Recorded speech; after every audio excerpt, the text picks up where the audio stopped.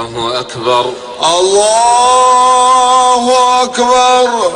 الحمد لله رب العالمين الرحمن الرحيم مالك يوم الدين إياك نعبد وإياك نستعين Iyyaka na'budu wa iyyaka nasta'in. Hanya kepadamulah kami beribadah dan hanya kepadamulah kami minta pertolongan. Inilah puncak ibadah manusia kepada penciptanya, beribadah, menyembah dan meminta hanya kepada Allah Ta'ala. Ketika ibadah kita dialihkan kepada selain Allah, maka ancaman syirik bisa menimpa kita. Perbuatan syirik adalah menjadikan sekutu bagi Allah Ta'ala dalam sifat rububiyah dan sifat uluhiyahnya.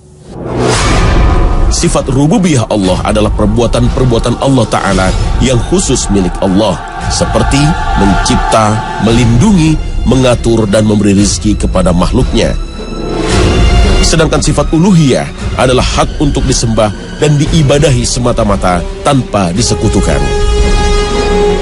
Kenapa syirik ditakuti? Tidak lain karena inilah satu-satunya dosa yang tidak akan diampuni Allah. Karena ancaman besar itulah, maka kewajiban setiap muslim untuk terus berusaha agar tidak terjerumus dalam kemusyrikan. Sebab kemusyrikan adalah dosa yang paling besar, paling berbahaya. Syirik juga merupakan tindak kezaliman yang paling zalim, kejahatan yang paling besar, dan dosa yang tidak bakal terampuni. Renungkanlah firman Allah yang terdapat dalam 2 ayat dalam surat An-Nisa, ayat 48 berikut ini. Sesungguhnya Allah tidak akan mengampuni dosa syirik, dan Dia mengampuni segala dosa yang selain dari syirik itu bagi siapa yang dikehendakinya. Dalam ayat tadi terdapat penjelasan yang sangat terang benderang bahwa orang yang meninggal dalam keadaan musyrik maka tidak ada harapan baginya untuk mendapatkan ampunan Allah. Tempat tinggalnya adalah neraka dan dia akan kekal di dalamnya. Percaya pada keampuhan batu cincin, tunduk pada kekuatan rajah yang tersimpan dalam dompet, dan takut akan kekuatan gaib di balik sebuah keris.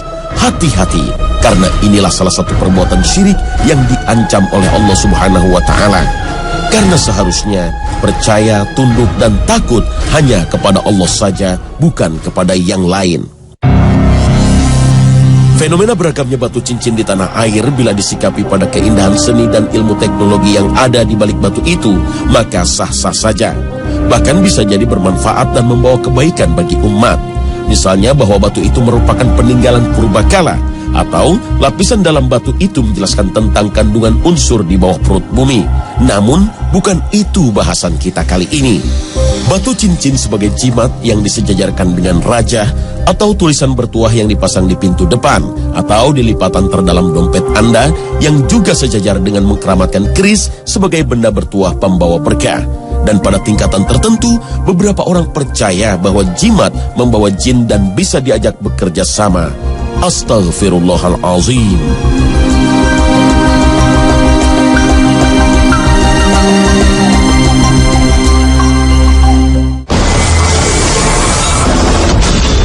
Assalamualaikum warahmatullahi wabarakatuh. Selamat pagi pemirsa Trans 7. Khazanah Ensiklopedia Islam Dunia pagi ini kembali hadir ke hadapan Anda untuk berbagi pengetahuan dan saling menasehati dalam kebajikan. Dalam menghadapi permasalahan hidup sehari-hari, manusia cenderung mencari jalan pintas untuk solusinya. Minta bantuan jin adalah salah satunya. Permohonan bantuan ini biasanya dilakukan melalui dukun, paranormal, tukang ramal, dan yang sejenisnya. Bagaimanakah hakikatnya hukum minta tolong kepada jin? Pada prinsipnya, minta tolong kepada jin tidak jauh beda dengan minta tolong kepada manusia. Jika tolong-menolong dilakukan dalam koridor takwa dan ketaatan kepada Allah, seperti mengajak mereka untuk taat, melaksanakan perintah Allah, atau meminta tolong kepada mereka untuk menyampaikan dakwah Rasulullah kepada bangsanya, maka tidak ada masalah dalam hal ini. Bahkan termasuk hal yang terpuji. Sebagaimana manusia ada yang soleh dan alim, begitu juga kalangan ini. Sebaliknya, jika kerjasama tersebut bertujuan untuk mencelakai seseorang, menyakiti, menganiaya, mencuri harta orang lain, atau menakut-nakuti orang, maka kerjasama seperti ini jelas dilarang.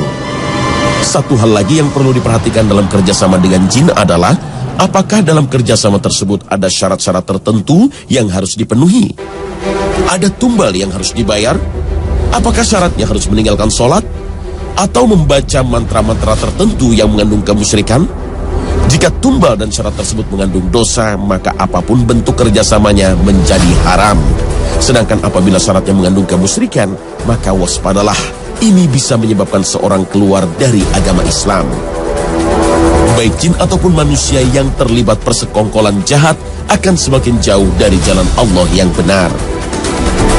Dan bahwasanya ada beberapa orang laki-laki di antara manusia meminta perlindungan kepada beberapa laki-laki di antara jin, maka jin-jin itu menambah bagi mereka dosa dan kesalahan. Al-Quran, Surah Al-Jin ayat 6. Melihat praktek yang jamak terjadi, persekongkolan yang terjadi antara jin dan manusia cenderung kepada kejahatan dan banyak mengandung unsur kemusyrikan. Maka demi menyelamatkan akidah dan keyakinan kita, lebih baik bagi seorang muslim untuk tidak bekerja sama dengan jin. Jimat menjadi media yang paling sering digunakan untuk meminta bantuan jin. Jimat adalah benda yang diyakini memiliki kesaktian, sehingga dengan kesaktian tersebut diyakini dapat memberi pengaruh positif bagi si pemakainya. Sanggup mendatangkan keuntungan dan menjauhkan kesialan. Kesaktian tersebut biasanya didapatkan dengan bantuan khadam, atau istilah untuk jin yang menghuni benda tersebut. Beberapa khasiat jimat yang sering ditawarkan diantaranya melindungi diri dari segala yang mengancam jiwa, raga maupun harta, memperoleh kekayaan, memperlancar karir, memikat lawan jenis, membuat laris dagangan, dan lain sebagainya. Jimat biasanya terdiri dari berbagai macam bentuk, ada yang berupa batu atau manik-manik. Secara fisik, batu jimat ini tidak seperti batu pada umumnya. Ada juga jimat yang terbuat dari gulungan kertas atau benda padat yang menyerupai kertas. Jimat seperti ini biasanya berisikan tulisan-tulisan aneh yang diyakini punya daya magis. Ada pula jimat yang berasal dari benda-benda pusaka seperti keris, pisau, jarum. Dan berikutnya adalah jimat yang berbentuk cair atau seperti minyak. Jimat yang satu ini biasanya ditempatkan di wadah khusus dan berbentuk unik. Lalu bagaimanakah Islam memandang permasalahan ini? Mari kita simak sabda Rasulullah Shallallahu Alaihi Wasallam. Barang siapa yang menggantungkan jimat, maka sesungguhnya ia telah melakukan kesyirikan, menyekutukan Allah. Hadis sahih riwayat Ahmad dan Hakim. Sesungguhnya jampi-jampi dan jimat dan pelet itu adalah termasuk perbuatan syirik. Hadis riwayat Abu Daud, Ibnu Majah, Ahmad dan Hakim. Dalam hadis tadi jelas dikatakan bahwa memakai jimat berarti menjerumuskan diri ke dalam kemusyrikan. Jika orang yang memakai meyakini bahwa jimat itu sebagai faktor utama yang mencegah kesialan dan mendatangkan keuntungan, maka ini sama saja ia menjadikan jimat tersebut sebagai Tuhan selain Allah. Maka ia telah terjerumus dalam syirik besar. Tapi, jika keyakinannya hanya pada taraf, jimat tersebut menjadi sarana yang membuatnya terhindar dari kesialan dan mendapatkan keuntungan, maka dalam hal ini ia telah melakukan syirik kecil. Karena ia meyakini suatu sarana yang berpengaruh terhadap keuntungan dan kesialannya. Padahal Allah tidak pernah menjadikan hal itu sebagai sarana yang mendatangkan keuntungan dan menjauhkan dari kesialan.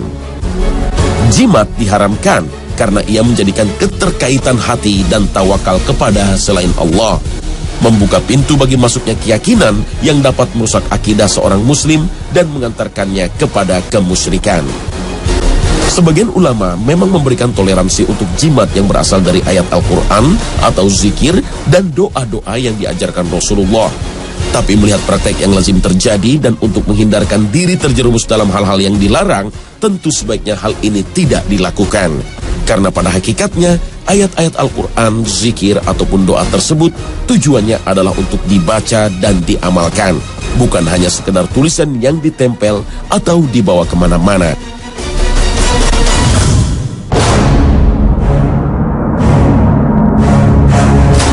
Mengupas tentang jimat tentu akan mengupas tentang penampakan makhluk gaib.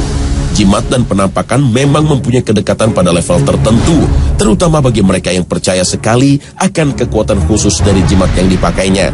Sejatinya, makhluk gaib ini adalah jin.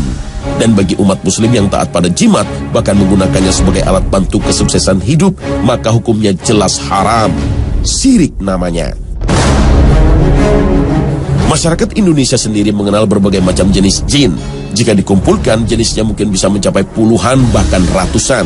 Sebut saja beberapa yang terkenal, di antaranya ada pocong, kuntilanak, genderuwo, tuyul, dan lain sebagainya. Menurut ajaran Islam, di luar alam nyata yang dihuni manusia, ada satu jenis makhluk lagi yang mendiami bumi ini. Makhluk ini mempunyai tugas yang sama seperti manusia, yaitu beribadah kepada Allah. Makhluk inilah yang disebut dengan jin. Artinya, jin dan manusia mempunyai tugas yang sama, yaitu beribadah kepada Allah. Keyakinan terhadap alam gaib merupakan salah satu pilar keimanan. Kitab Al-Quran ini tidak ada keraguan padanya, petunjuk bagi mereka yang bertakwa, yaitu mereka yang beriman kepada yang gaib, yang mendirikan sholat dan menafkahkan sebahagian rezeki yang kami anugerahkan kepada mereka. Al-Quran Surah Al-Baqarah ayat 2 hingga 3. Dengan keterbatasan dan kelemahan panca indera manusia, tidak mungkin baginya untuk menjangkau alam gaib. Oleh sebab itu, segala informasi tentang alam gaib haruslah berasal dari referensi yang tidak diragukan keabsahannya. Dan informasi yang valid itu hanya bisa didapatkan melalui keterangan yang disampaikan oleh Allah dan Rasul-Nya lewat Al-Quran dan hadis Nabi. Dia adalah Tuhan yang mengetahui yang gaib, maka dia tidak memperlihatkan kepada seorang pun tentang yang gaib itu, kecuali pada Rasul yang diridhoinya. Maka sesungguhnya dia mengadakan penjaga-penjaga, malaikat di muka dan di belakangnya. Al-Quran Surah Al-Jin ayat 26 hingga 27. Maka dengan sumber inilah segala perbincangan tentang jin dapat dipertanggungjawabkan. Berbicara tentang jin dan alam gaib dari sumber-sumber yang diragukan keabsahannya hanya semakin menjauhkan diri dari kebenaran. Bahkan yang paling berbahaya adalah dapat mengancam akidah dan keyakinan seorang muslim. Istilah jin berasal dari bahasa Arab yang berarti sesuatu yang tertutup. Disebut demikian karena tertutup dari pandangan manusia. Seperti halnya manusia, jin adalah makhluk ciptaan Allah Subhanahu wa Ta'ala. Allah menciptakan jin dari api jauh sebelum Allah menciptakan manusia. Dan sesungguhnya kami telah menciptakan manusia Adam dari tanah liat kering yang berasal dari lumpur hitam yang diberi bentuk. Dan kami telah menciptakan jin sebelum Adam dari api yang sangat panas. Al-Quran Surah Al-Hijr ayat 26 hingga 27. Nabi Adam adalah nenek moyangnya manusia, maka nenek moyang jin bernama Azazil. Makhluk ini tadinya adalah hamba yang taat kepada Allah, selalu berzikir dan bertasbih kepada Allah bersama para malaikat. Tapi kemudian, ketika Allah menciptakan Adam dan memerintahkannya bersujud kepada Adam, ia durhaka dan sombong. Karena kedurhakaan inilah, makhluk ini akhirnya dikenal dengan nama iblis yang artinya pendurhaka. Selain iblis, idiom yang dekat dengan jin adalah setan.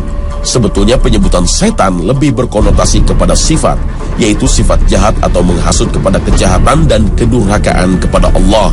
Jadi siapa saja yang menghasut dan menggoda untuk berbuat durhaka kepada Allah layak disebut setan.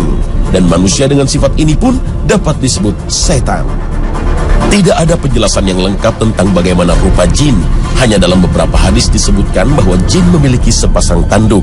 Perlu diketahui bahwa tidak mungkin bagi manusia melihat jin dalam wujud aslinya. Sebagaimana firman Allah, "Hai anak Adam, janganlah sekali-kali kamu dapat ditipu oleh setan sebagaimana ia telah mengeluarkan kedua ibu bapamu dari surga.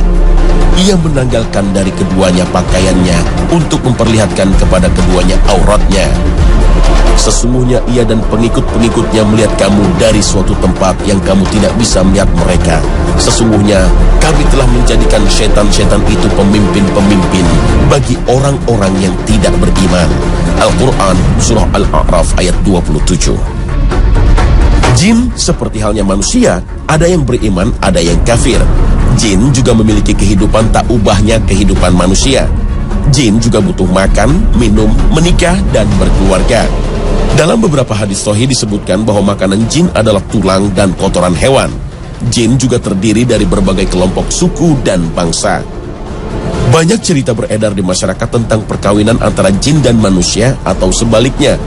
Tidak adanya dalil yang tegas dan lugas menimbulkan perbedaan pendapat di kalangan ulama. Sebagian berpendapat hal tersebut tidak mungkin terjadi karena masing-masing makhluk sudah Allah beri pasangan dari jenisnya. Sebagian lagi berpendapat bahwa hal ini mungkin saja terjadi karena ada ayat atau hadis yang mengisyaratkan hal ini seperti firman Allah dalam surat Ar-Rahman. Fihinna qasiratut hunna insun qablahum wala jan. Ayat tersebut secara tidak langsung mengisyaratkan hubungan perkawinan antara manusia dan jin mungkin terjadi. Jin seperti halnya manusia tidak ada yang abadi. Semua yang bernyawa pasti akan menemui kematian. Hanya saja mereka diberikan umur yang relatif lebih panjang dari manusia. Apalagi nenek moyang jin yaitu iblis yang Allah panjangkan umurnya sampai hari kiamat. Di samping wujud aslinya yang tidak dapat dilihat oleh manusia, Allah membekali jin dengan beberapa kemampuan lain yang tidak dimiliki manusia. Jin mampu berpindah tempat dengan kecepatan tinggi. Dengan kemampuan tersebut mereka mampu menjelajah ruang angkasa. Jin yang durhaka menggunakan kemampuan ini untuk mencuri berita langit, sehingga mereka bisa mengetahui suatu peristiwa yang akan terjadi di bumi. Informasi inilah yang kemudian mereka sampaikan kepada kroni-kroninya, para dukun dan tukang ramal, sehingga kadang-kadang ramalannya tepat. Tapi semenjak Nabi Muhammad diangkat menjadi Rasul, penjagaan pintu-pintu langit diperketat. Jin tidak leluasa lagi mencuri. Setiap mereka ingin mencuri, mereka ditembak dengan bola api. Kadang sebelum sempat mencuri, jin-jin ini telah disambar lebih dulu oleh bola api tersebut, sehingga sebetulnya mereka tidak mendengar apa-apa. Tapi mereka mengarang cerita kepada kroninya para dukun dan tukang ramal. Jin juga memiliki kemampuan untuk merubah dirinya dan melakukan penampakan kepada manusia, baik dalam bentuk manusia, binatang, ataupun bentuk lainnya. Selain di alam nyata, jin juga mampu melakukan penampakan dalam mimpi seseorang. Oleh sebab itu, seorang muslim yang akan tidur dianjurkan untuk berwudu dan membaca doa sehingga tidurnya tidak diganggu oleh jin dan setan. Tapi jin tidak pernah mampu menyerupai Nabi Muhammad SAW, bahkan dalam mimpi sekalipun. Sehingga orang yang mimpi bertemu Nabi, maka itu benar adanya. Wallahu a'lam. Walaupun jin dibekali beberapa kemampuan yang melebihi kemampuan manusia, tidak berarti jin bisa melakukan apapun dan mengetahui semuanya. Hamba Allah yang soleh dan ikhlas adalah hambatan terberat setan jin. Misi utamanya untuk menggoda, merayu, dan membisiki manusia agar terjerumus ke dalam dosa dan kejahatan. Tidak akan mempan terhadap orang-orang yang ikhlas. Sesungguhnya hamba-hambaku, kamu tidak dapat berkuasa atas mereka, dan cukuplah Tuhanmu sebagai penjaga. Al-Quran Surah Al-Isra ayat 65. Semakin soleh dan bertakwa seseorang akan semakin menakutkan bagi setan. Salah seorang yang sangat ditakuti setan adalah sahabat Nabi Umar bin Khattab. Meskipun jin makhluk gaib, bukan berarti jin tahu segala hal yang gaib. Cara jin mendapatkan informasi sebetulnya tidak jauh beda dengan manusia. Jin bisa tahu masa lalu dengan bertanya kepada rekannya sesama jin, atau ia sendiri yang bisa tahu karena bisa jadi ia telah hidup dari ratusan tahun. Dan untuk mengetahui kejadian di tempat lain pada waktu yang sama, dengan kecepatan yang dimilikinya, sangat memungkinkan dalam hitungan detik, ia bisa menyampaikan informasi dari tempat yang jauh. Atau bisa saja dengan menghubungi rekannya sesama jin yang berada di tempat tersebut. Pemirsa, setelah kita ikuti keterangan tadi, jelaslah bahwa penampakan bukanlah suatu hal yang mustahil. Ia sangat mungkin terjadi pada siapapun. Berikut kami berikan beberapa tips ketika Anda menghadapi penampakan makhluk gaib. Pertama, jangan panik. Biasanya orang yang dalam kondisi seperti ini sulit untuk berpikir jernih. Sering tidak tepat dalam mengambil tindakan. Ia tidak ingat lagi dengan rambu-rambu agama. Segala cara akan ditempuh dan dijalani agar masalahnya selesai. Termasuk mendatangi dukun atau orang pintar, minta jimat, pusaka, atau amalan untuk mengusir penampakan setan yang membuatnya ketakutan. Di samping itu juga orang yang sedang ketakutan itu gampang dirasuki oleh setan, karena saat itu ia kehilangan kendali diri, bahkan tidak bisa menguasai diri. Kedua, jangan mencaci dan memaki. Di dalam sebuah hadisnya Rasulullah SAW bersabda, Janganlah kalian mencaci maki setan, tapi berlindunglah kepada Allah dari kejahatannya. Hadis riwayat Ad-Dailami. Mencaci maki setan tidak akan menyelamatkan kita dari gangguannya dan juga tidak akan dapat membuatnya jera untuk memusuhi kita. Tapi dengan berlindung kepada Allah dari kejahatannya, itu adalah tindakan yang tepat. Karena dialah yang maha berkuasa dan berkuasa juga untuk menolak segala bentuk makar setan terhadap hambanya yang dikehendakinya. Ketiga, membaca A'udzubillahi minasyaitonirrajim. A'udzubillahi minasyaitonirrajim artinya aku berlindung kepada Allah dari godaan setan yang terkutuk. Setan selalu berusaha menggoda manusia dalam setiap kesempatan. Karena itu Allah berpesan kepada kita agar selalu waspada terhadap setan. Allah juga memerintahkan kita untuk selalu memohon perlindungan. Dan jika setan mengganggumu dengan suatu gangguan, maka mohonlah perlindungan kepada Allah. Sesungguhnya dialah Allah yang maha mendengar lagi maha mengetahui. Al-Quran Surah Fussilat ayat 36. Keempat, lantunkanlah azan dan iqamah. Azan di samping berfungsi sebagai penunjuk waktu sholat, juga berfungsi sebagai senjata ampuh untuk melawan setan. Dalam sebuah hadis sahih yang diriwayatkan Muslim, Rasulullah menceritakan bagaimana setan lari tunggang langgang ketika mendengar azan dikumandangkan. Kelima, lakukanlah perlawanan. Bila ada penampakan, ada beberapa kemungkinan. Mungkin itu betul-betul jin yang menampakkan diri atau mengganggu dan menakut-nakuti kita, atau itu hanya halusinasi belaka. Atau itu manusia yang berniat untuk menakut-nakuti kita, atau sekedar iseng belaka. Oleh sebab itu, bila ada penampakan, di samping melakukan beberapa hal di atas, maka lakukanlah perlawanan. Seandainya itu hanya halusinasi, maka dengan menyerangnya akan terbukti bahwa penampakan itu bukan jin sungguhan. Kalau itu jin sungguhan, maka dengan bacaan tadi kita akan dilindungi Allah dari kejahatannya. Dan dengan azan, ia akan kabur dan lari terpontang-panting. Dan penampakan jin apabila kita lawan, kita lempar atau kita tembak, maka ia akan terkena dampaknya. Ia akan terluka dengan senjata tajam dan terjangan timah panas. Karena ketika jin menampakkan diri, maka akan berlaku hukum dunia nyata. Maka dari itu janganlah panik atau ketakutan saat melihat penampakan. Berlindunglah kepada Allah dan jangan takut. Karena manusia diciptakan sempurna, karena manusia didudukkan dalam derajat lebih tinggi dari jin, dan hanya kepada Allah manusia boleh menyembah.